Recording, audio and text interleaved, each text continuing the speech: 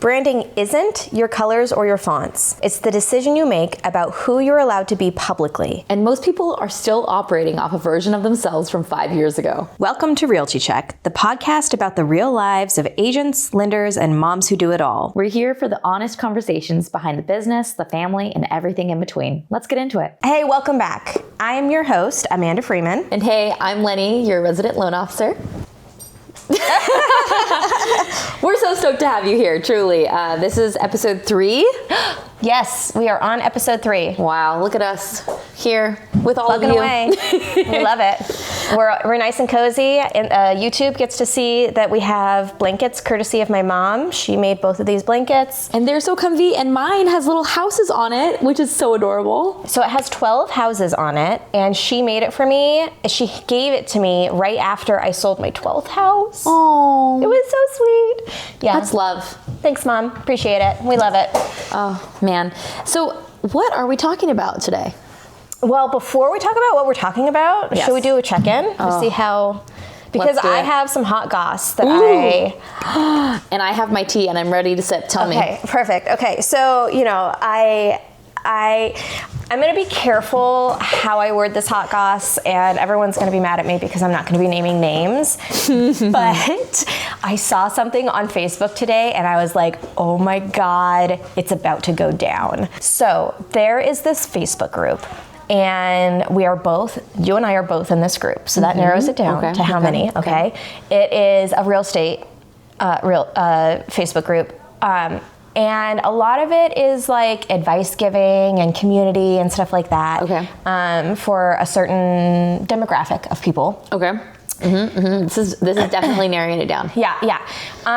But, because it's a community full of agents or whatever, like people are constantly asking for like, hey, who's an agent in this area? Yeah. Who is someone? And, people will give their recommendations or throw their hat in the ring or whatever. Very common. If you are not in the real estate industry, this is super common for Facebook groups in our industry. Like, this is just how it works. Some people I know, I think it's Tally Hunt.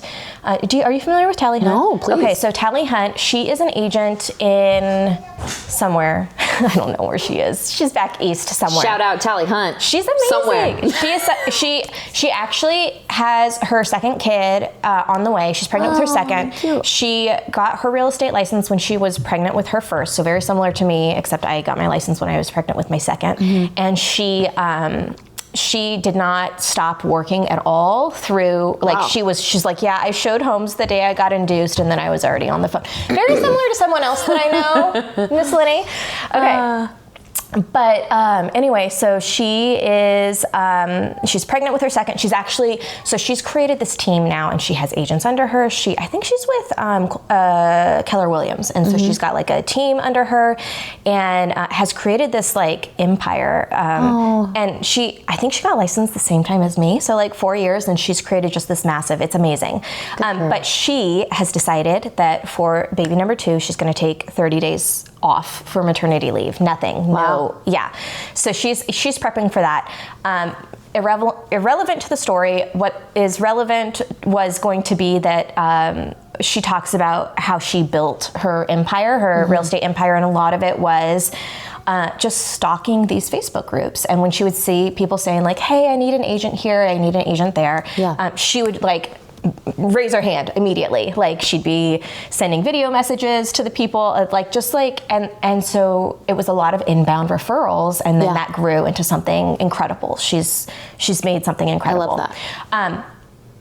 So that's really common for these Facebook groups. That was the point of bringing her into this conversation. Is that's very common in these Facebook groups for people. But also, can I just say that I love that you and I are both of the mindset of rising tides, and we love uplifting other women, other moms, other people in our industry. Yeah. And that's what I love about those groups and how that works. It's kind of like camaraderie, right? Yes. And I feel like in a lot of other industries, you see other people with your same job title as competition. Whereas in real estate, it's very different. As a real estate agent, they're not only your competition, but they're also the people referring to you. They're also the people you have to decide if you want to work with on the other end of a transaction. Yeah. It's a very different industry than others. Yeah. Well, and a lot of these groups will say no self-promotion, because that gets cluttery. If you're like, hey, if you have anyone coming to the Sacramento region, think of me, that gets really cluttery. But what's really powerful is when someone's like, hey,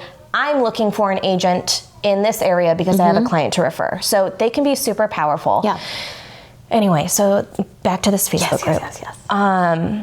Yes. This happens all the time in that Facebook group. But this Facebook group also has is ran by people who have like a networking group outside of Facebook. Well, I noticed today that the admin went in and went to all of the posts where people were asking for agents, turned off commenting, and put a comment saying, This is the website. If you want to find an agent, here are our recommendations. If you're a part of this group, here are our recommendations for your agent, an agent in that area. So just referring them directly to their pay-to-play referral. So I feel like Ish is about to hit the fan, and someone is gonna post in the group and like be like, "What is happening? This is not what this group was." And it's gonna But even if someone does post that, it's gonna nose. Well, if they take it down, they might take it down. They would take it down. Sure. But I feel like this group is going to nosedive, which is so unfortunate because I actually really love this group. And there's tons of other posts that are not referral related, but I think that by cutting the knees off for that piece of this group, and you know, if the people who run this group, if you come across, not that I think that we're so all high and mighty that you're going to come across our podcast, but you know, if this reaches your ears, like obviously you do you. If that's the business model that you want to put out there, that's fine. I am bringing that to our Kiki session today because, you know, the housewife in me is like, ooh, drama's brewing. But also it's branding, right? Which goes into this podcast episode a little bit. Oh, excuse me? What are we talking about today? We're talking about branding. Woo! Yes, we are. We'll go back to my thriving or crying in a moment. But so this totally ties into branding. If you are branding yourself as a community-driven group where people can constantly ask questions, get feedback, ask for referrals, create your own community, and then if you cut a portion of that, that changes your branding. And your branding changes your audience. And so which is neither good nor bad. Which is neither good nor bad. We're going to talk about that later. Like that is one of our segments that we're talking about. But it is a very line in the sand choice to make. Absolutely. That's very interesting. Yeah. I'm going to think on that one more. I'm actually going to go and try and find this Facebook group later. Oh, after we turn the camera off. Oh, absolutely. So for me, crying or thriving, I'm going to be really honest. So I am having my first week without my child. And it has been... Because he's with his father. He's with his father. He's not like, you know... He's not ill or anything. Yeah, he's not ill. He's not... No, he's having a good time. It's just, I've never spent... Like, I've gone on vacations for like 4 or 5 days. I've gone on work trips for 3 days. But I've never gone a full 7 nights without being near my son. Yeah. And this will be my first time going a full week. And it's been tough. So I've had my little crying sessions, my weeping sessions, but you know, also the person in me is constantly thinking, okay, selfishly, yes, I'm sad, but I'm happy that they are having their bonding time and everything. But my thriving is that I just had a 40-minute conversation with them this morning on Instagram, video. We had like a little video time for 40 minutes where we caught up, we talked about everything, and like, you know, it just reignited my why of why I do all of this, right? Like not only just work, but why I get up every day, why I clean the house, why I make meals, why I do all of this. Like, I just, I'm really feeling happy and I'm feeling reignited after this phone call. So, are you open to sharing what you guys bonded over this morning? We bonded over Costco. Me and my child both love Costco. It's hilarious how much they love Costco. So they were telling me how they went to Costco yesterday, and I was like, that's amazing. And, you know, I was like, I love Costco. They were like, I love Costco. And so it's like a really silly thing. So, you know, like, take your bonding moments where you have them. For like, sure. You know? My daughter and my husband bond over Costco. Like, she insists on being, because he is the shopper for our family, so he does most of the grocery shopping for our family, and love that. She will go with him. And even like the whole family drove to Costco. We go up the hill to Folsom, so we live in Sacramento. We prefer the Folsom Costco. I don't know why. They've got good stuff there, and it's something different, and it's like, you know, you get to zone out and drive up there. Well, I needed to be up in Folsom for some showings. I needed to talk to some new builders, some home builders up there. So my husband was like, Sunday, I'm gonna go to Costco. I said, are you going Folsom one? He's like, yeah. I'm like, okay, we're gonna bring the whole family because I need to go up there, and I'm just gonna let you chauffeur us around. So we get to Costco, which, I mean, as of this recording, and we are T-minus less than a week to Christmas. And don't remind me. I know. And so it was absolute chaos. I did not want to go to Costco. I knew that I was going to stay in the car at Costco. My son stayed in the car with me in Costco. Our daughter, she said, see ya, peace out, Mom. Like, I'm going with Dad. We are going to have our Costco. Well, that's cute. That's a great bonding time. It is. Did you know that Costco has delivery now? Yes. It does come at a little bit of a cost. I was going to say. It does come out of a cost. So if you look at your pricing when you go into Costco versus when you buy it on the delivery, there is a price difference, and they say free shipping, but guess what? The price of shipping is built into the cost of the product. Yeah. So, and that's okay. Which I feel like is a little controversial, because I've seen that they do different pricing. Like, I think it's Instacart that runs it, and maybe I should say allegedly, or I don't know, because this is going to go out in public, and so I don't know. But I've heard that it changes. Caveat: we know nothing. I know nothing. We know nothing. Nothing. I know nothing, Jon Snow. We are Please, not liable. I don't. Okay, never mind. I'm not going to say what I was going to say. Just forget it. I'm going to leave that thought in my brain. DM me if you want to know my thought about that, and I'll share. I have one other thriving, which also ties into our topic for today of branding. Okay. My college boyfriend's best friend's mom reached out to me on Instagram because she wants to buy a house. And it made me feel 10 feet tall when I'm only 5 foot. Yeah. And, you know, I think that ties into what we're going to be talking about later. But the fact that I have created, you know, a space for myself on social media that allows my personality to shine and for people to remember who I was 10 plus years ago. Yeah. I mean, when did that guy and I date? We dated in 2013. So we're getting so old. I know. Wait, 12? 13? Wait, 12? Almost 13 years ago? Almost 13 years ago? Yeah. So crazy to think that I have not really seen this woman all these years, and because of us just following each other on social media, and from what she remembers me, she trusted me with this. Yeah. And so that made me feel amazing. So that's really cool. That's a great thriving for me. Yeah. As we speak about branding today, what do we think it is? What do we think that it is not? Well, you said something, and if you want to say it, it's something that you said to me about a year ago, and it's really stuck to me. Tell me, what did I say? You told me that branding is how people experience you when you're not in the room. Yes. And that really stuck with me. Yeah. Because it is true. It's what people remember about us, right? So like when you think about Pepsi, what you think about, like, you know, Coca-Cola, what you think about Kit Kats, like all these things, like break me off a piece. It's like the branding is how you remember someone. And so I thought that was huge. Yeah, well, and it's like, I think, so I have two thoughts. Yeah. Okay. The first is, you know, how people experience you when you're not in the room.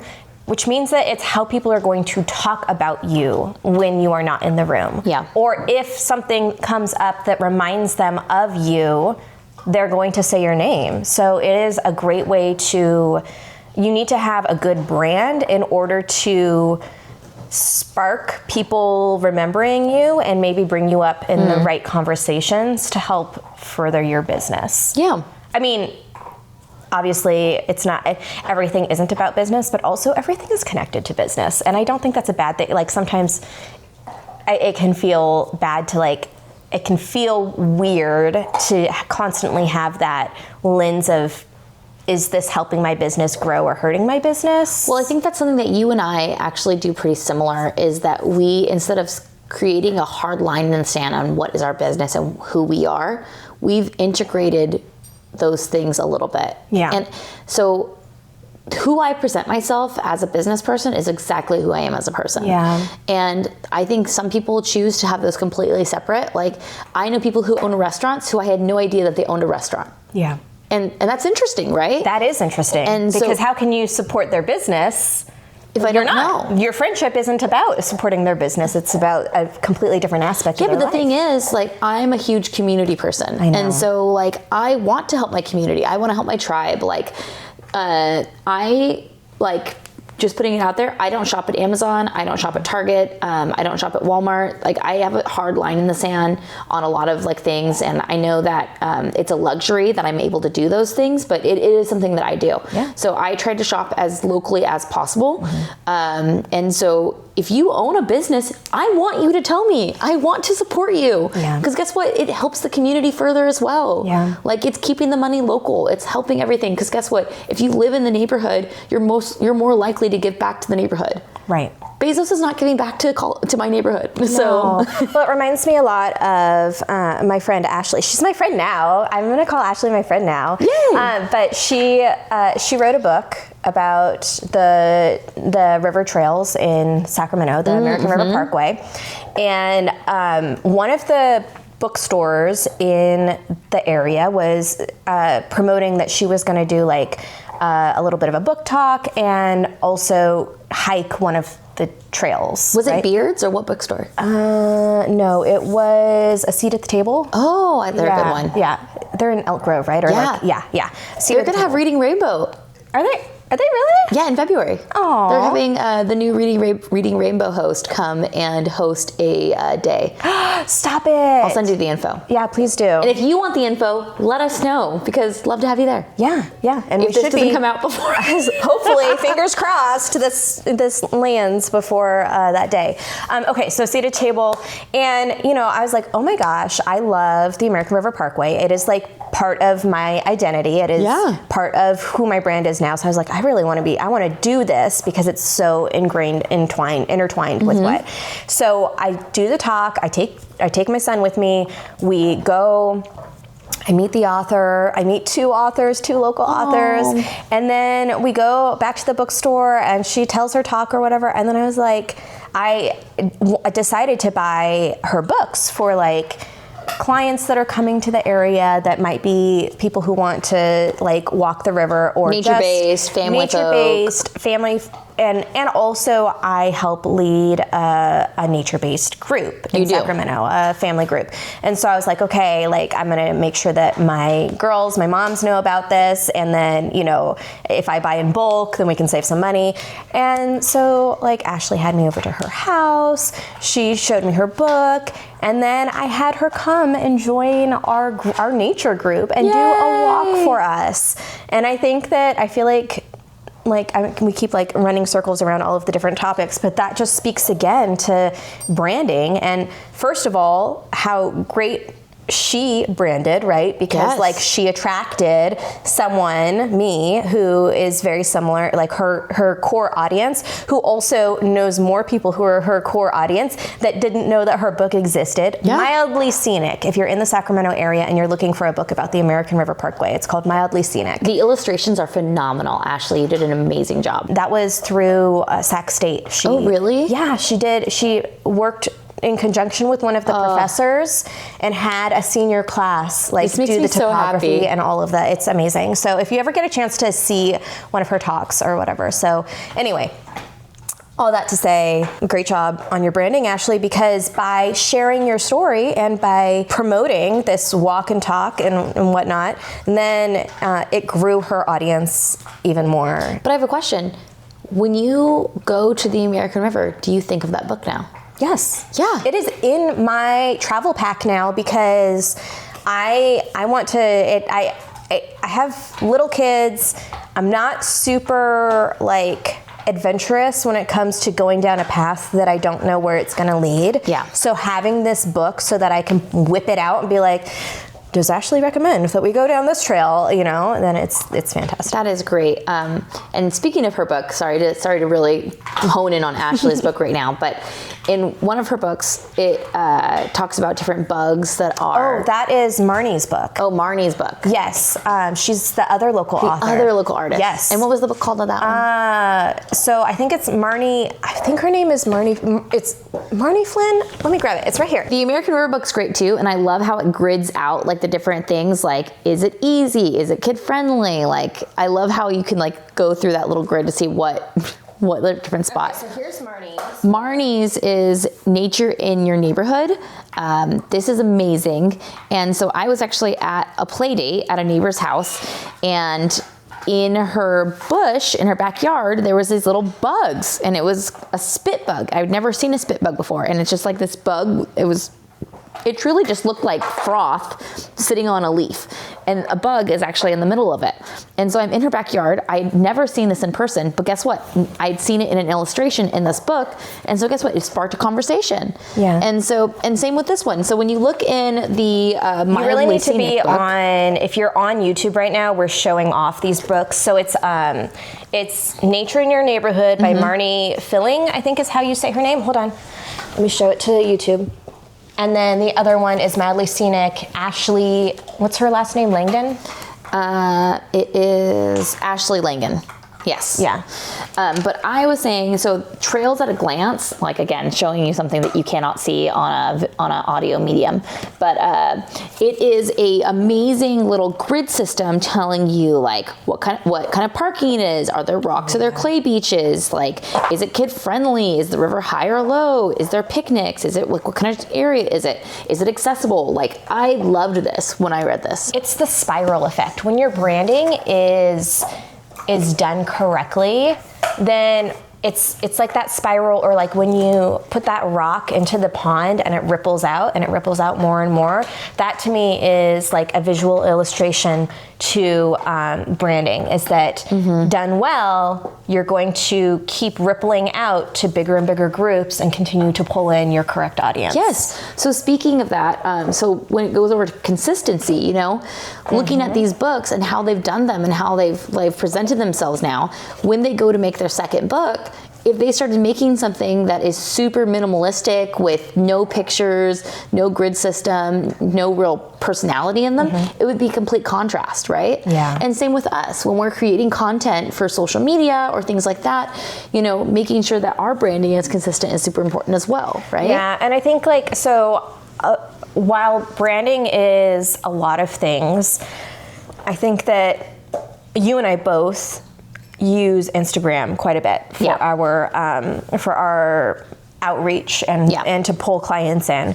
And I really like what they say, and they being like social media managers and influencers and stuff, of like your Instagram.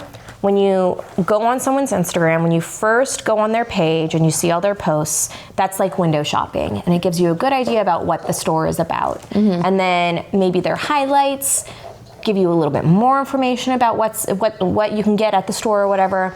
And then the stories are really the behind the scenes, and you really get to know the business owner more. Yes. And I use that analogy, like I try to use that when I'm creating content of like, what's the big picture? How do I want to draw, like what do I want people to feel when they first get to know me? And then my stories are just like, I get to be myself and people can really see my personality. Yeah. And I think that, just like you said, you know, you got to be consistent. Yeah. But even more than being consistent, it's clarity, right? Like it needs to be you need to be very clear on what your brand is, and be pushing that out.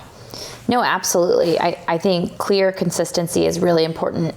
One of, so Lori Hawkins, my broker at Hawkins Home Loans, her daughter, Deja Robinson, is a social media manager. Mm-hmm. And something she and I talked about is how people, it's repetition as well. Mm-hmm. So people need to hear something a few times. Mm-hmm. So they say that someone needs to see something about 7 to 12 times before they can commit. Yeah. And so let's say a movie, for instance, right? So let's say a new movie's coming out. You need to see it as an ad. You need to see it, possibly hear about someone else talking about it. You need to see a billboard for it. You need to see different things, and you need to hear it and consume it a few different ways. Yeah. And so same with clients. You know, someone might follow you on social media for a long time, but if you're not posting and you're not being consistent with having new content out there, someone might forget about you. New content, but also like repeated content. Yes, because repeated not content. Everyone is going to see the post when you post it. So there's another stat about how many of your followers actually see stuff. And this is not an Instagram podcast, but this is just like something, I mean, like it's kind of, I think it goes along with the statement of, if someone followed you for 30 days, would they know who you help, what you stand for, and what you don't do? Oh, yeah, that's really important. Now, we talk about Instagram a lot, and you know, I do get a majority of my social media clients from Instagram. Mm-hmm. I don't really get any on Facebook. Do you? No, I don't like. I don't like the demographics. I don't know how to say this. Like, I guess I don't have to be like super like. No, be candid. Okay, but like I don't. People who are on Facebook are not the peeps that I'm like. I only go on Facebook really to just go into the groups that I'm a part of, and Absolutely. I like pull resources from groups. If they got rid of the groups feature, I would delete my Facebook. I really don't use it. The only things I use Facebook for are the groups and the marketplace. Oh, that's fair. That's not fair. Branding. That's just honest. Yeah. But truly, Facebook, I truly just use it for groups and events, and I use it for branding. Yeah. So if it's not those things, I'm not really. I don't see it as like a real client generation other than when I'm like talking in groups possibly. Yeah. I did get a client earlier this month off of Facebook, my first time ever. Oh, wow. She found me because she was asking about agents and lenders in the area, and months ago I had put my name on there, and I guess she was looking for one, and she happened upon that post and reached out to me, and we've had coffee. We set a game plan so that she could be able to buy next year. It was a great conversation. That's awesome. So that was my only time I've ever got one on Facebook. You also venture into a few other platforms. Yeah, so I've started to get clients off of YouTube, which is interesting. So like that is interesting because the branding, yes, it kind of relates to branding, but it's more of pulling in relocation clients. Mm-hmm. So that is branding though. Yes. It's branding. It's a type of client outreach. Yeah. I think that the branding isn't as strong as like on Instagram. I am the realtor who's a mom who's on the river, and and I don't feel like that comes out as strong on YouTube. It's more of like, what is it like to relocate? Yeah, information-based knowledge.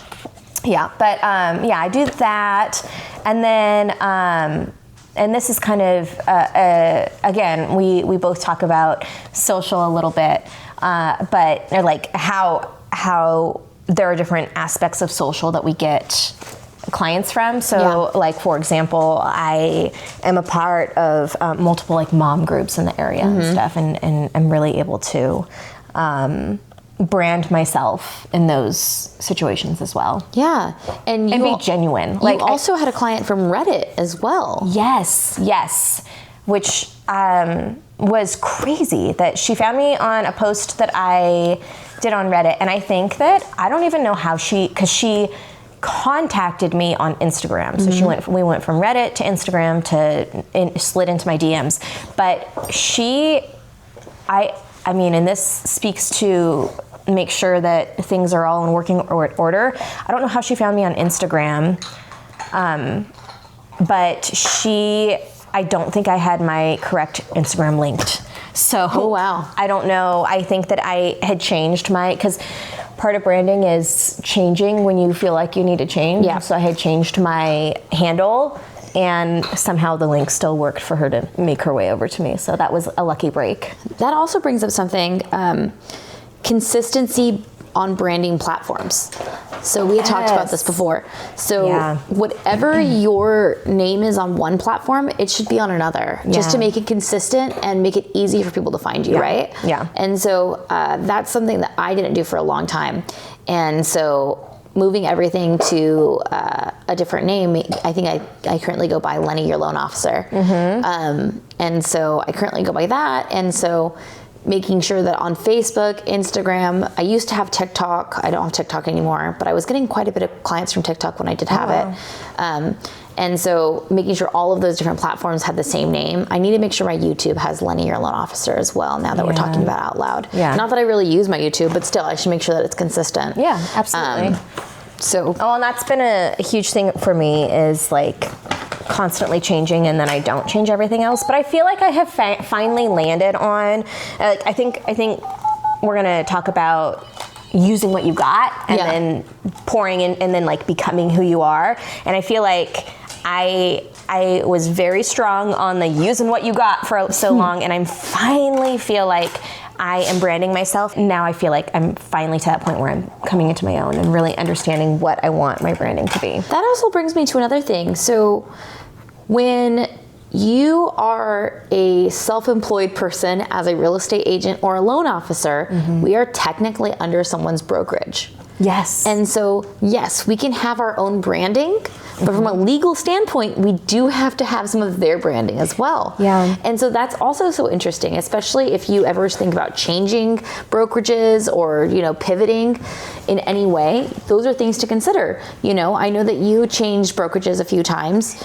And so trying to figure out between how do you create your voice, but in a way that is able to make it so that you can transfer throughout? Yeah, that's a great question. I think that leads really well into the next thing we were going to talk about, which is like branding inside a brokerage and a team. One thing that I didn't realize when I first started, and I don't know, I would be curious to hear how different it is on the loan side, but depending on the brokerage, and then depending on if you're a solo agent versus under a team, plays a huge role into how much I can brand myself. Wow. So, for example, my first brokerages that I was with was the same parent brokerages, but I was on a couple of different teams inside that parent brokerage, and those teams operated kind of like boutique brokerages, and so it was very much branding to them, like branding. I was an agent under this brand. And which was fine. I mean, I think that it goes back to, when you're green, definitely use whatever you can. It was actually super helpful because I didn't have to think about this other thing, because it's very mentally taxing, and it's a huge mental load to try to figure out branding. Yeah. So to have it just be complete and done and just taken care of was wonderful. What happened was, for me, as I was growing myself, I felt like I was just growing this other person's brand instead of growing myself as a local agent. Yeah. And so that's when I switched brokerages. It wasn't the reason I switched brokerage, because honestly, I didn't realize that different brokerages require you to brand their stuff more than others. That wasn't even in my headspace as one of the reasons that I switched brokerages. No, because when you're trying to keep your head afloat, you're worried about breathing. Right. But when I switched, I realized how much it opened up my opportunities to really brand myself, because now with EXP as a solo agent, they want me to follow the guidelines of making sure that I say the brokerage and the DRE numbers and all of that stuff that is from a legal compliant standpoint, for a legal compliant, but I I get to pick my own colors. I get to pick my own, like right now, Explore Sacramento Living is like kind of become my thing that I use. And you know that my website is now Explore Sac Living, and so now I really feel like I'm building my own brand, and my brokerage is just like this tiny piece of like, hey, we're here to do your back end stuff and to be your support from the back end. Yeah. But front facing, your storefront, make it whatever you want. I love that. And it's so great. And I'm curious for you, is it similar in the loan front? I would imagine like if you have your own brokerage versus being part of a brokerage, but like how much flexibility do you have? I think as well it depends on who you're with, absolutely, and finding the right team. You know, when I first got licensed way back when, I worked for a retail lender, and so I had no identity. I was truly them, right? Whereas working as a mortgage brokerage now, working under a broker, I work with umpteen other lenders, right? So I'm not selling one kind of product. And so that also helps with understanding that sometimes pivoting and working who you are is more important than who the lender is, right? Yeah. And so I think that really helps me understand that more. Something Lori pushed me from a very early on. So I joined Lori's team in 2020. She told me to create my own email. And she told me that from day one. And she's like, it's not that I don't like you. She's like, it's not that I want you to leave my team. She's like, but I know you are a person. I know you're going to need to grow. And I don't want you to feel like you're trapped because you have a certain email. That's so funny because when my sponsees join me at EXP, I give them the exact same advice. I'm like, hey, I want you to love EXP as much as I do. I hope that you're here a long time. I hope that like this is a partnership that really works for you. But as someone who has switched brokerages multiple times, I know how much of a pain in the butt it is, for clients to find you, if you like past clients, if you don't have consistent touch points, but also you got to switch your emails on everything, on all of your logins, on all of your on everything. And so I tell my sponsees, get some sort of Gmail account that's just like your realtor Gmail account, and maybe you only use it for logins. I don't care, but just have something that's yours that is not tied to the brokerage. And that's the other thing, brokerages can provide you a lot, but because they're providing you so much, it can make you lazy, right? So let's say your brokerage is providing you a CRM. Let's say your brokerage is providing you with all these things. You can become complacent and reliant on them providing you all of your marketing. You can become be stressed out when you are thinking about leaving, and when you, oh my gosh, do I really want to leave because I have so much tied. It's going to be such a pain in the butt to transfer everything. Yeah, well, if they own your CRM, they own your entire book. Oh, God. Right? Yeah. And so I've spoken to friends who are agents. What is a CRM? For our friends who are not in the industry, can you just say real quick what it's CRM client relation management. So it's essentially our little black book. Yeah. It's our little black book that holds all of our past clients, new clients, active clients, people who've ever reached out to us. It's like a list that contains all of it for us. How we manage it and how we utilize it is different per person. So mine would break down on what kind of loan they have, when they closed. It breaks down all those things. It breaks down when I last touched them. When I say touch, I mean meets, run into them at the grocery store. I mean interact with them and have a real business conversation on social media. When I text them, when I call them. Connection points might be a better word. Yes. I just am still use touch point. The industry says touch points. Yeah. And saying it out loud now to layman in a layman audience, it does sound crazy for me to say I touch my clients. I do not touch my clients. Do not worry. But yeah, so a CRM, your client relation management software, if your brokerage owns it and you don't have that, how are you going to get it if you ever want to leave? Well, and some brokerages will have it set up so that you can download it yourself. Some will, and you can download it before you let them know that you're moving on. So at least you have a copy, even if they keep their own copy, because they will. And then they'll be bugging all of your people. Or Some, you have to get permission in order to have it downloaded. And then that starts asking the questions, well, why do you want to copy downloaded? And I know this isn't just our industry thing as well. I have friends who are hairstylists that when they want to leave their salon, if their entire book is from the current salon's management system, how do you get that, right? Yeah. And so I've spoken to hairstylists that I know who they're like, yeah, after my second move to a different salon, I realized I had to have my own book. And it's just like finding those things out, right? These are living and learning moments. And so that kind of goes into a lot of the next thing is that, you know, who you were 5 years ago and who you were branding 5 years ago is different than who your branding is now, right? Yeah. So who were you when you first started out? Well, I wouldn't say that my branding has changed as much, except that like my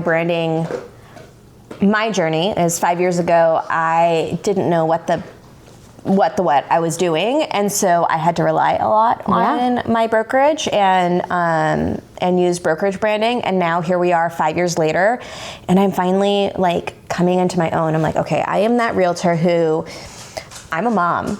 I'm a working mom who is the primary parent, and so there's a chance that my kids are going to be on those, you know, just like we talked in our last episode, you know, the scheduling episode. I think it was episode 2. And so just making it very clear to my clients of like, yes, you are going to get all of me, and I am incredible at my job.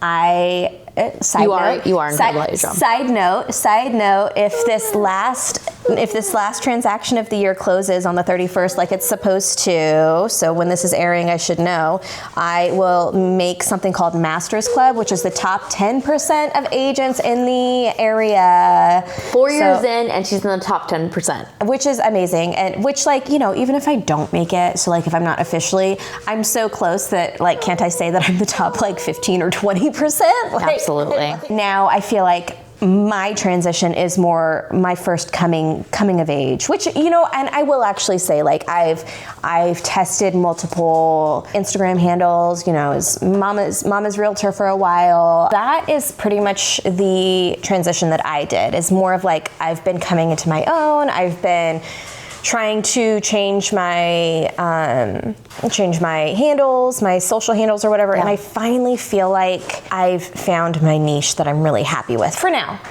But it feels really good, and I'm happy about it. I'm happy for you. Thank you. I really think of, and it's really interesting, and maybe this sounds silly, but I think of a business kind of like as maybe not in the same way the government does, but I think of a business as kind of like a person, in the sense that it has stages of life, right? Yes. And so I remember when I first got licensed, I was, you know, I worked for an awful company, but I was just like, I just need to figure out things. And I was like really in like a very baby mode of just wanted to absorb information, not really hardcore pushing my brand because I wasn't confident yet. And then as I got more confident, I realized that I wanted to come across as smart.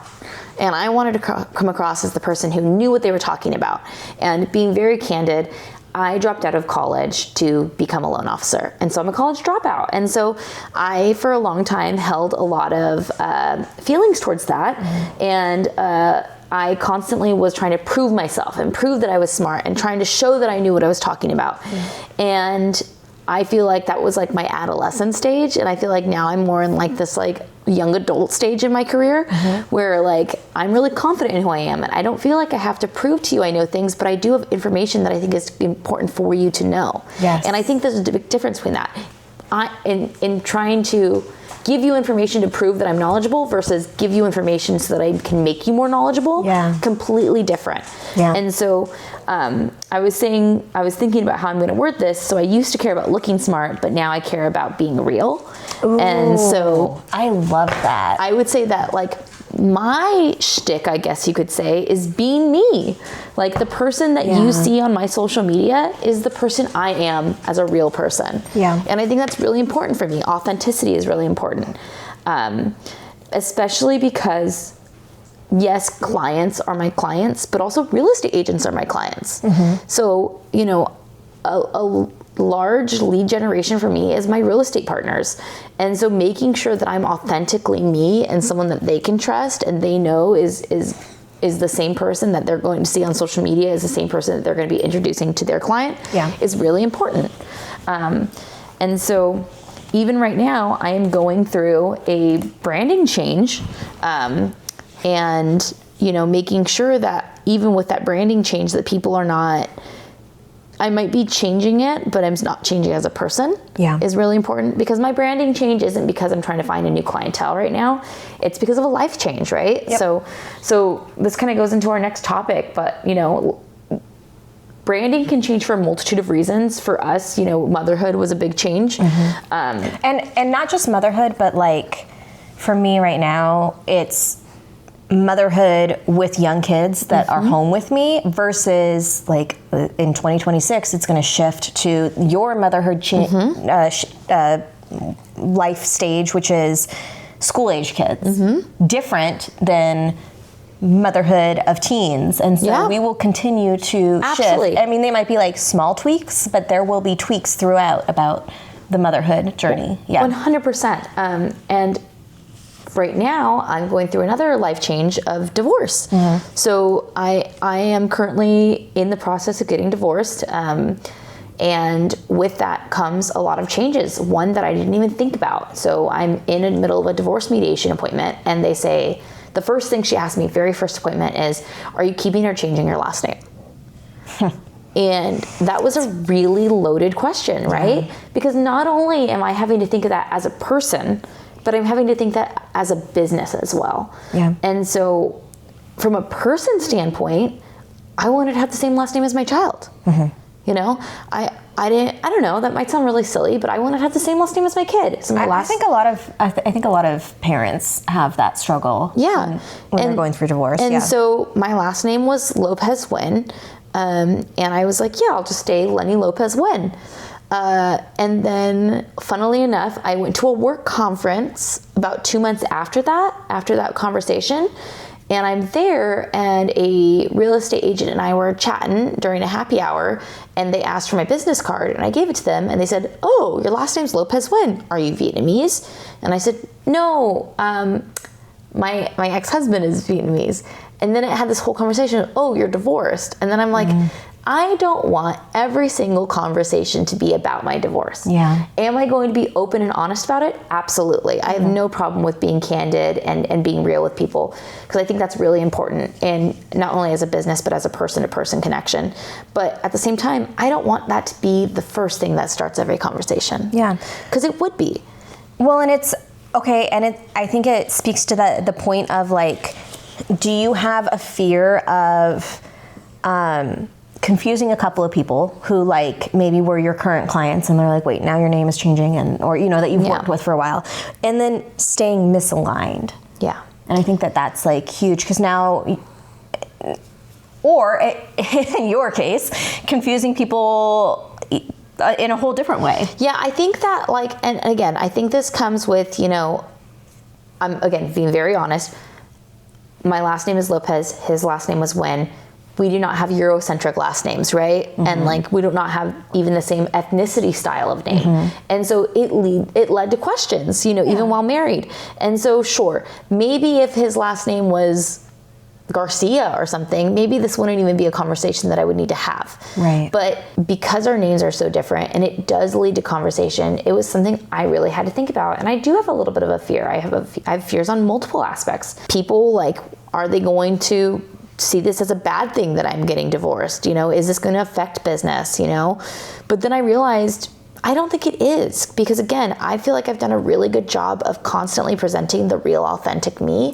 That even through this, people are going to know that I'm going to continue to give the same quality of care. Well, and it goes back to branding, right? Like, who have you been pulling in? It's not the people who are going to care that you are going through this. That goes into another thing. So we are in a very interesting place in political history. Wow, that was. I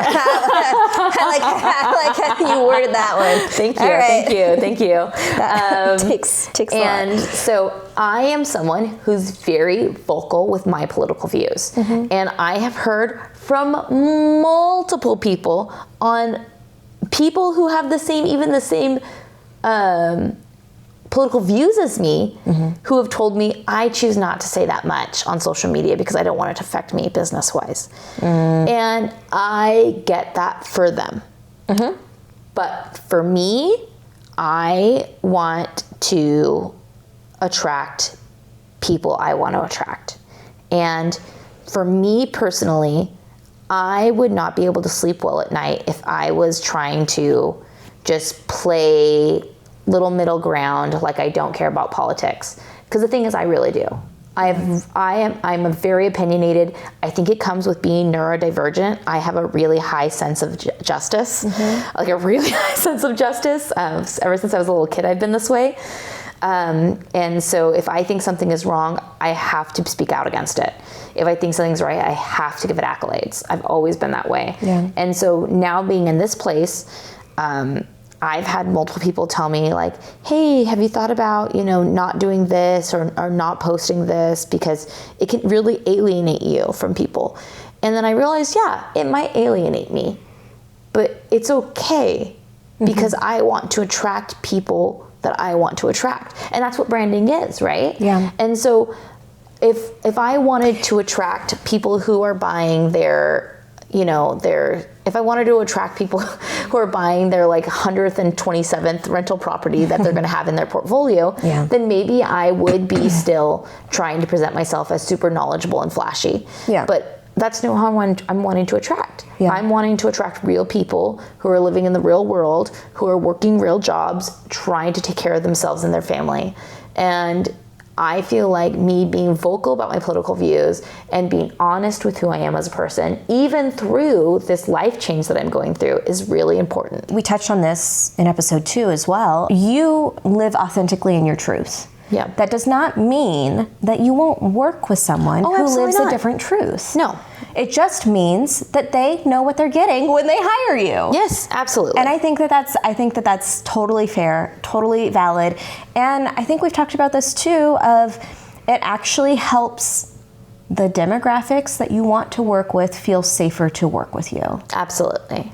And so yeah, and look, there are agents for everyone, and like you kind of touched on this, I don't feel like it's right to say like it's coming from a place of privilege, but I will say that living in Sacramento and being able to speak these truths, live authentically, is very different than I have a friend in the industry, and they work with a very different, the population where they live is very different than their political beliefs, alignment. And in order for them to serve the clients and their community, they do have to be more muted than they would like to be. Absolutely. But because we live in where we live, we get to be more authentically, vocally ourselves without it affecting. That's just an interesting thought. It's a really interesting thought. And so I feel like, as a self-employed person, as someone who pays all the bills for my house, I'm constantly worried of, am I doing right by my family?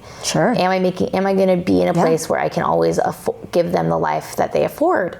But at the same time, I thought about it. Sure, I want those things, but I also really like sleeping well at night. And so I found a way, and again, it comes from a place of privilege. I found a way to do both. Yeah. And I think that's really nice. And so with this now divorce, I had to think about okay, I'm switching from, and again, really lucky that I hyphenated my name rather than completely changing my last name. I'm going from Lenny Lopez Wynn to Lenny Lopez. But even with that change, it's a lot of changing in the industry as well. Mm-hmm. So even though I've turned my paper in to the courts, my name technically is not Lenny Lopez yet. It's still Lenny Lopez Wynn. Mm-hmm. So that means on my business cards and everything, I can't change my last name yet. Right. And so it's really odd. So I feel like right now I'm in this rebranding stage where on the limbo. On the back end, I'm making everything, I'm creating everything with my new branding. I'm even thinking about it, do I still how do I want to present myself? And you and I were talking about this because my website currently is lopezwin.com. Mm-hmm. And so I'm like, what is my new website going to be? Am I going to make it Lopez.com is not available. And so am I going to make it, LennyLopez.com? Am I going to make it LennyYourLoanOfficer.com? You know. Okay, I have a question. Ooh, yes. Because as you've started this rebranding, I am noticing that you're using Lenicia a lot more. Oh man, I do not mean to. And I think it might be because I'm trying to live more authentically. I think it really is. So, speak to it to the extent that you want to. So my name is not actually Lenny. What? My name is Lenicia, and I've loved my name for a really long time. Beautiful name. It's a beautiful name. Thank you, Mom, for giving me this name. It's really beautiful. But from a young age, I've heard it butchered, and it's like chalk on a wall. And so from a very young age, I started going by nicknames. And so in second grade, before second grade started, I was on cheerleading for the Riverbank Redskins. And these older girls told me, you should go by Lenny. And when older girls come up to you and tell you you should go by something. That is the cool thing to do. It's the cool thing to do. And I was like, okay. So again, rebranding. In second grade, I started a new elementary school. Your first branding experience. My first branding experience. So I'm starting a new school. And when I get there, the teacher says, introduce yourself to the class. And me being me from a very young age, I was like, I can be whoever I want to be. So I said, hello, I am Lenny Lopez. And I introduced myself as Lenny Lopez. And the teacher called my mom on lunch break and was like, your daughter introduced herself as Lenny. Is that okay? And my mom's like, it's a phase.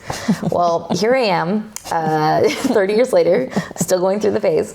And so I've gone by that all these years. But internally, when I speak to myself, I call myself Lenicia. And I really like going by Lenicia. And if you're really close to me, I would actually really like you to call me Lenicia. But I've never really gone by it in public because, again, I feel like it's not as palatable. And this might sound really crazy, but again, I was always so nervous about being a woman of color, I guess you could say. And so when I got into college, I was elected as vice president of finance.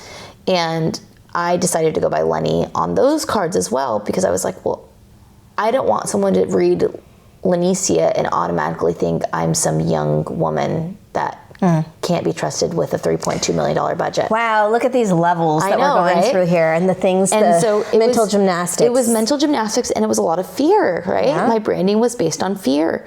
And so I was going by Lenny in college because I didn't want people to hear the name Lenicia and then not feel like they can trust me with a $3.2 million budget.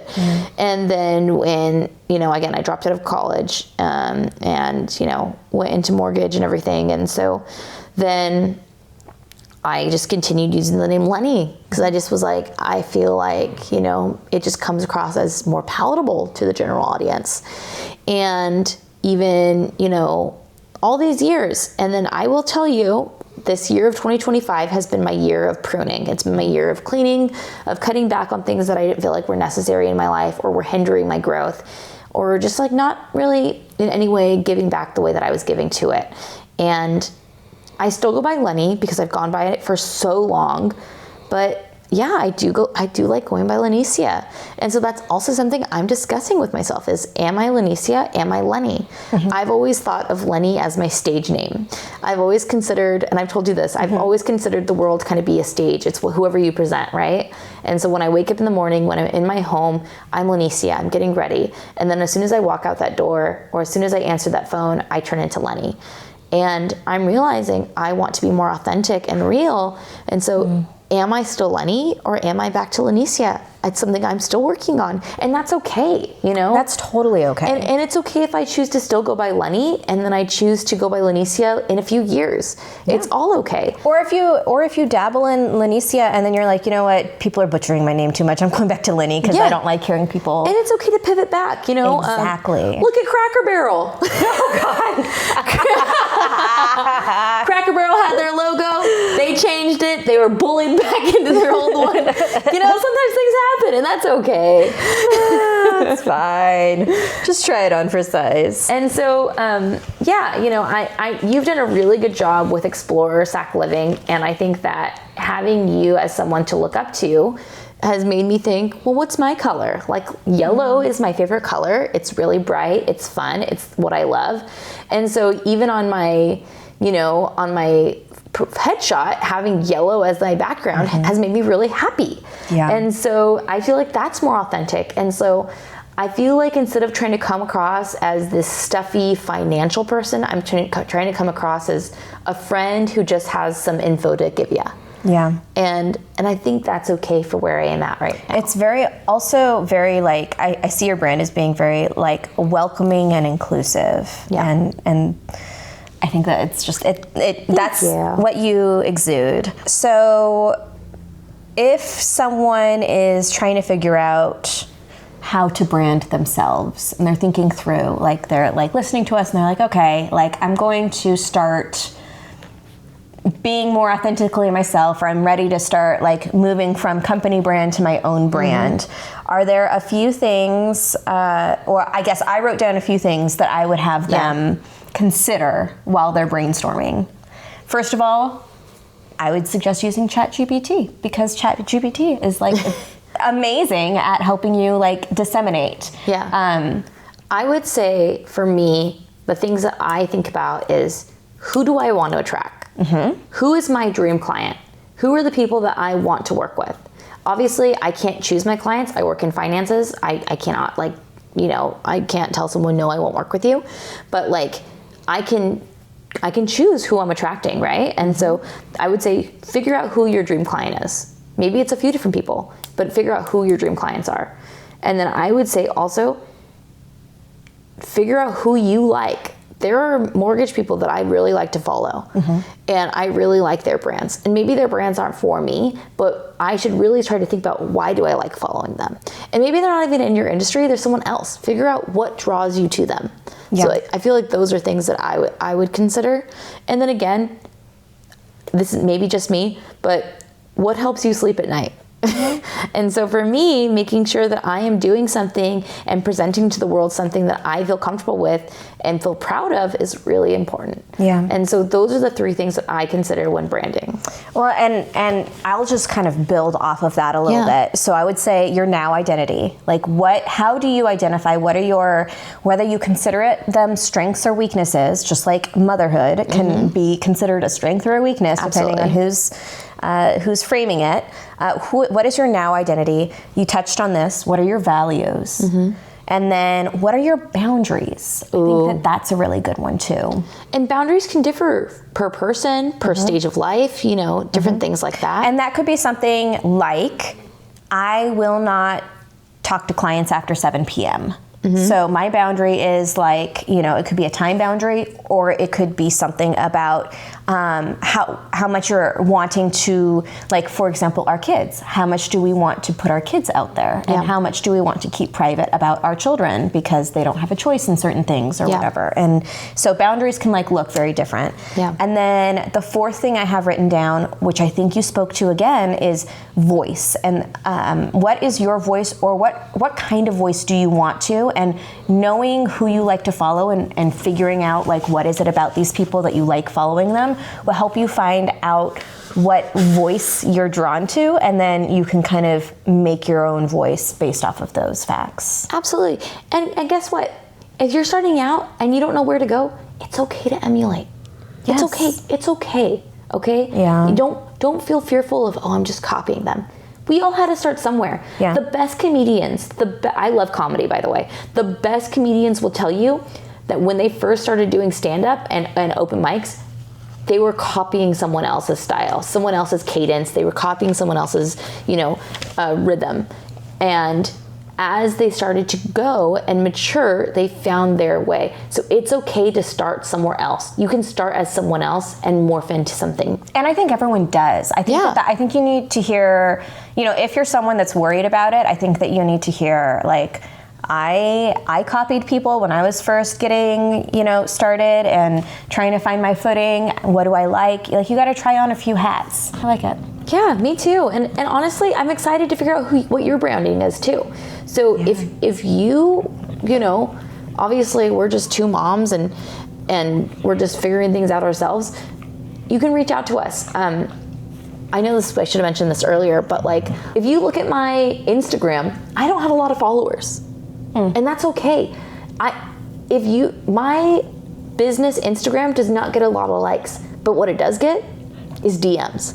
And so not chasing the content that's going to give you likes, chasing the content that's going to get you reach outs is more important. Yes. That is super, super important. Yes. And it's okay to have both. It's okay to have content that's going to generate likes so that you can have more people see your page. But if you're not also having content that's going to generate actual conversations, it's all for naught. Speak the truth, Liddy. It's all for naught. So just remember that when you're creating that stuff, you want to create a conversation builder, or you want to create a space where someone wants to reach out. You don't want to just look good. Yeah. So I'm really excited to see your pages. If you follow this, give us a follow. If you follow us on our Instagram, I will make sure to go and look at your pages and see things. And if you want my opinion, I'll give you it. I don't know how much my opinion stands for, but I just want to make sure, again, we are rising tides here. We want to see you grow, and we want to see you be the best version of you. So that's Realty Check Podcast on Instagram. Yep. Show notes, we'll add our emails and stuff if people want to, and our personal Instagram pages in case people want to find us there. Totally. You know what? I think as a closing thought, are we ready for a closing thought? Yeah, give me closing thoughts. Okay. I think that I would like for you, listener, to take away that branding is an ongoing conversation between who you are and who you serve. Yeah, absolutely. And remember, the moment it feels tight, it's probably time to revisit it. So you might outgrow something like an old shoe. I mean, our kids outgrow those shoes all the time. And it's okay to outgrow your current branding. It's okay to outgrow your current self. Molt, grow that new space for yourself. Yep. Yeah. All right. Thanks, everyone. Great having you, and we will see you next week. What are we talking about next time? Great question. We should be better at knowing. It's on your phone. Can you please pull it up for us? It looks like the next thing we're talking about is buying our homes. Buying your first home and buying my first home. Oh my goodness. Oh, that'll be interesting because for our experience, I have actually never been in the home buying shoes. I was passenger princess on it. Yeah, which is a great conversation piece. So yeah, I'm really excited to hear both of our little stories on that. Me too. I can't wait. Okay. All right, see you soon. We'll see you guys. That's Realty Check. Real lives, real estate, and the conversations most people do not want to have.